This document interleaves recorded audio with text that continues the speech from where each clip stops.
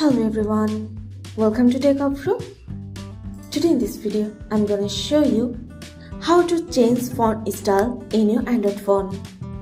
Before starting the video, please subscribe to Techavro. So, let's get started. For this, you have to open your settings.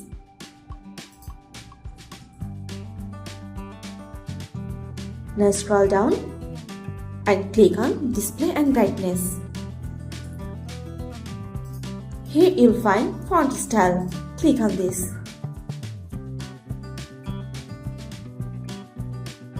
Now in this page, you'll find two options, default and classic font. You can choose one of them as you want.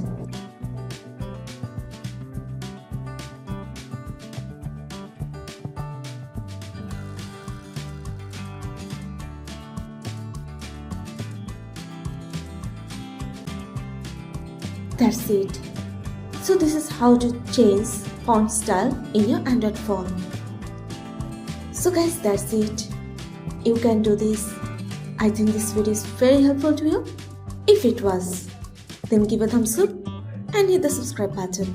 And thanks for watching.